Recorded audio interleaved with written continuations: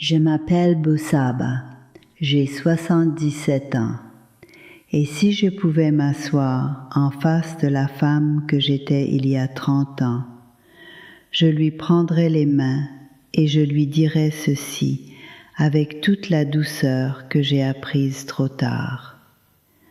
Ton cœur n'est pas faible, il est fatigué, il n'est pas cassé, il n'est pas incapable d'aimer, ni incapable de continuer, ni moins digne que celui des autres. Il est simplement épuisé d'avoir porté trop longtemps, sans repos vrai, sans tendresse suffisante, sans espace pour respirer. J'aurais eu besoin d'entendre cela bien plus tôt, parce que pendant de longues années, j'ai cru que mon épuisement émotionnel prouvait une faiblesse de caractère. Je croyais que si je pleurais facilement, si je me sentais vide, si je me refermais, si je devenais plus sensible, c'était parce qu'il y avait quelque chose de fragile en moi. Aujourd'hui, je sais que ce n'était pas de la faiblesse, c'était de la fatigue profonde. J'ai grandi dans une vie où l'on n'accordait pas beaucoup de place au repos intérieur. On travaillait, on servait, on s'occupait des autres, on avançait. Les femmes que j'ai vues autour de moi étaient solides, oui, mais souvent au prix d'un immense silence. Ma mère portait beaucoup sans rien dire. Elle semblait tenir debout quoi qu'il arrive. J'ai cru très tôt que c'était cela, être une bonne femme, endurer, se taire, continuer, ne pas encombrer les autres avec ce qu'on ressent, ne pas faire de son propre cœur une affaire importante. Alors j'ai appris à vivre de cette manière, à donner, à porter, à fonctionner, et surtout à ne pas écouter ce qui en moi commençait à se fatiguer. J'ai travaillé longtemps dans un marché local, j'ai élevé mes enfants, j'ai pris soin de 1000 choses. Je me suis occupée des besoins immédiats, du concret, du quotidien, l'argent, la nourriture, la maison, l'école, les maladies, les imprévus. Ma vie était pleine de tâches et d'inquiétudes. Et comme beaucoup de femmes, je suis devenue experte pour continuer même quand je n'en pouvais plus. Je croyais que cela faisait partie de l'amour. Je croyais que cela faisait partie du devoir. Je croyais même que cela faisait partie de la dignité. Et petit à petit, j'ai oublié qu'un cœur a aussi besoin d'être protégé, nourri, soutenu. Tu vois, c'est ainsi que beaucoup de femmes glissent dans l'épuisement sans le remarquer tout de suite. Elles ne s'arrêtent pas parce qu'il y a toujours quelque chose à faire. Elles ne demandent pas d'aide parce qu'elles ne veulent pas déranger. Elles ne se reposent pas vraiment parce qu'elles se sentent coupables de le faire. Et comme elles continuent à fonctionner, tout le monde pense qu'elles vont bien. Elles aussi finissent par le croire un moment, jusqu'au jour où quelque chose en elles commence à s'éteindre doucement. Pas d'un coup, pas avec un grand drame, mais par couches. Moins de joie, moins d'élan, plus de larmes, plus de fatigue, plus d'irritation, plus de distance intérieure. C'est exactement ce qui m'est arrivé. Mon cœur a commencé à montrer des signes. Il ne le faisait pas avec des phrases, il le faisait avec mon corps, avec mon humeur, avec ma capacité à supporter certaines choses. Je dormais, mais je ne récupérais pas vraiment. Je me sentais lourde au réveil. Mon souffle était plus court dans certaines journées. Il m'arrivait de me sentir vide sans savoir pourquoi. D'autres fois, Je me sentais submergée par des choses qui semblaient petites. Un mot, un souvenir, une absence, un geste. Et au lieu de me dire « mon cœur est fatigué », je me disais « je deviens trop fragile ». Je me jugeais, je me comparais. Je pensais que les autres savaient mieux vivre que moi. And here's what I didn't understand then. Un cœur fatigué ne ressemble pas toujours à ce qu'on imagine. Il ne se présente pas forcément comme un grand effondrement visible. Parfois, il se montre comme une sensibilité inhabituelle, comme un besoin de solitude, comme une envie de silence, comme une tristesse qui revient sans cause apparente, comme une difficulté à ressentir de la joie dans ce qui d'habitude t'en donnait, comme une fatigue profonde devant la moindre exigence de plus. Ce n'est pas de la faiblesse, c'est un cœur qui essaie de te dire qu'il a besoin de repos. Quand mes enfants sont devenus grands et que ma maison est devenue plus calme, j'ai pensé que tout irait mieux. Je me disais que j'avais passé le plus dur, qu'enfin je pourrais respirer. Mais le calme n'a pas apporté immédiatement la paix.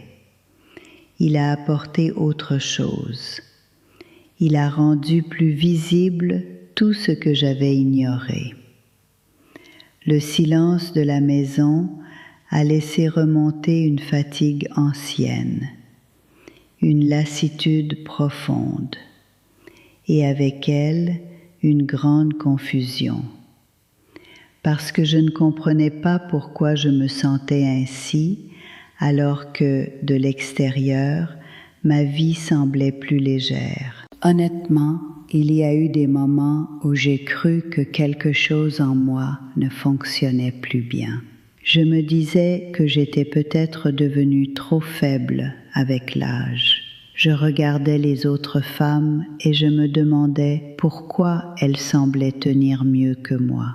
Mais je ne voyais pas ce qu'elles portaient réellement. Je ne voyais que ma propre fatigue et mon jugement sur cette fatigue. C'était très dur, parce que je ne vivais pas seulement le poids réel de mon cœur, je vivais aussi la honte de ce poids. C'est dans cette période que j'ai commencé à passer plus de temps dans un temple de la forêt. Je n'y allais pas pour chercher quelque chose de spectaculaire. Je n'y allais pas parce que j'avais toutes les bonnes questions. J'y allais parce que j'étais fatiguée, vraiment fatiguée, et que j'avais besoin d'un endroit où personne n'attendrait quoi que ce soit de moi pendant quelques heures. Je m'asseyais, j'écoutais, je respirais. Je laissais le silence faire son travail, même s'il me mettait parfois face à des choses que je n'avais pas envie de sentir. Un jour, après un enseignement très simple sur la compassion envers soi-même, je me suis retrouvée assise seule sous les arbres et j'ai compris quelque chose qui m'a presque fait trembler de soulagement. Mon cœur n'était pas faible, il était épuisé, épuisé d'avoir porté sans arrêt, épuisé d'avoir aimé sans assez de soutien en retour, épuisé d'avoir été fort si longtemps que la douceur lui était devenue étrangère. Cette vérité m'a fait pleurer, pas parce qu'elle était triste seulement, mais parce qu'elle était juste. Elle nommait enfin ce que je vivais sans me condamner. You know what surprised me most? Dès que j'ai cessé d'appeler cela faiblesse, quelque chose s'est adouci en moi. Je ne me suis pas transformée du jour au lendemain, mais j'ai commencé à me parler autrement. Au lieu de me reprocher mes larmes, j'ai commencé à les écouter. Au lieu de me juger quand j'avais besoin de repos, j'ai essayé de me le donner un peu. Au lieu de me forcer à être disponible tout le temps, j'ai commencé à laisser certains appels attendre. Au lieu de croire que je devais mériter le calme, j'ai commencé à comprendre que j'en avais besoin pour rester vivante de l'intérieur. Ce que la plupart des gens ne réalisent pas, c'est qu'un cœur fatigué n'a pas besoin d'être corrigé. Il a besoin d'être respecté.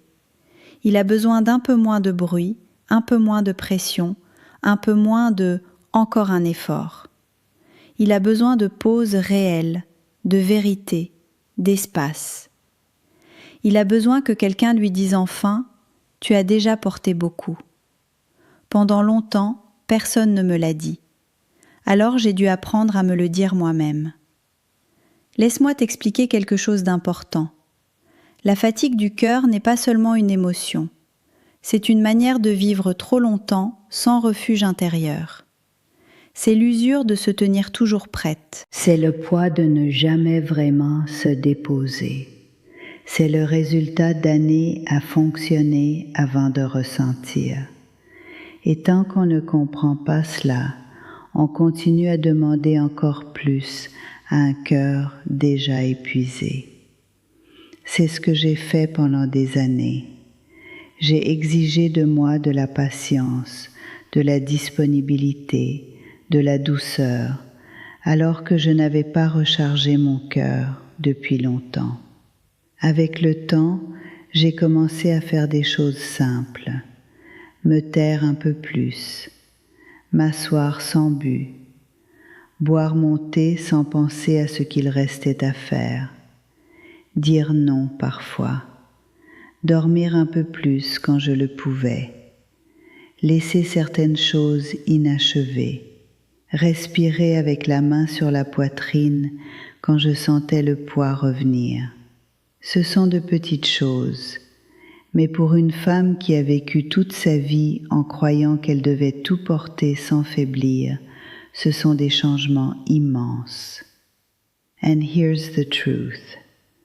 Beaucoup de ce que j'appelais faiblesse n'était en réalité qu'un cœur saturé, un cœur trop sollicité, un cœur qui ne savait plus comment donner sans se vider, un cœur qui appelait au secours d'une façon discrète. Quand j'ai compris cela, j'ai aussi compris pourquoi je me sentais parfois plus distante, plus sèche, plus vite blessée. Ce n'était pas que je devenais une mauvaise personne, c'était la fatigue. Un cœur épuisé n'a pas la même disponibilité. Il n'est pas moins bon, il est juste à bout.